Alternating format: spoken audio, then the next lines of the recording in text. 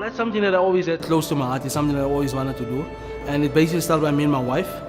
And the school is basically something that I've been working on for a couple of years. It's like 3 years prior to that when I started working on getting the school. I grew up in Westbury, notorious for drug dealing and crime. And at the age of 10, I was drinking out of school. At the age of 12, I started selling drugs. Fortunately for that year, I wasn't caught. So then I decided to go to the church. And my job was basically to make sure that after school, I have to come from school, cook, and teach up for the guys. And about 3-4 years into it, I realized that I'm actually good at it. And I pursued it as a career.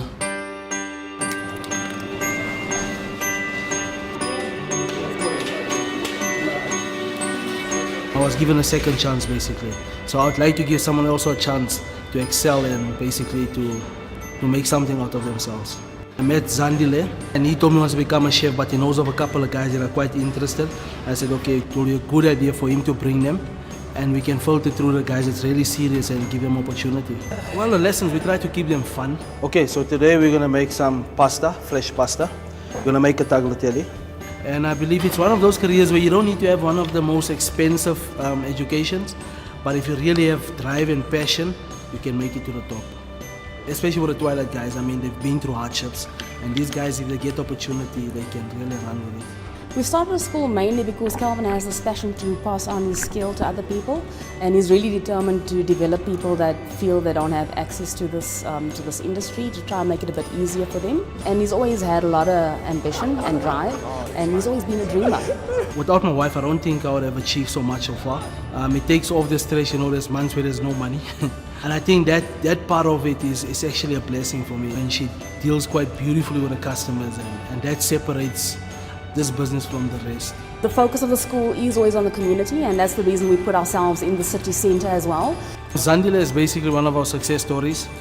He actually comes to the school on a regular basis, and he cooks for some of the kids and makes sure that they have a meal.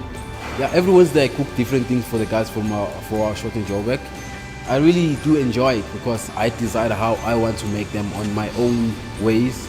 My philosophy is if you work extremely hard, you're guaranteed to succeed.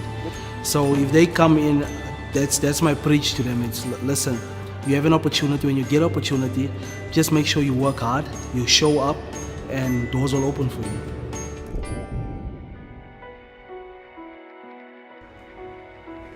Hi, Kelvin. How are you, sir? How are you, Kelvin? Fine, yourself? All right, thanks, sir.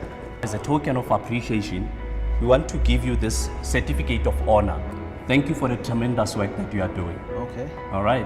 In addition to that, we have these 2 gifts Okay. that we want to give to you.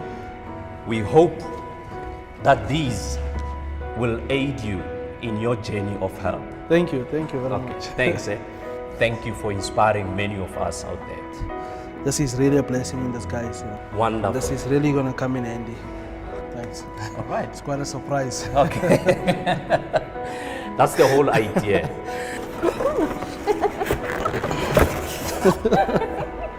Obviously, we want to make sure that the school becomes a landmark in Johannesburg. It's time for us to really come out and share our knowledge, our experiences, instead of just keeping it to ourselves. You know, start creating great chefs.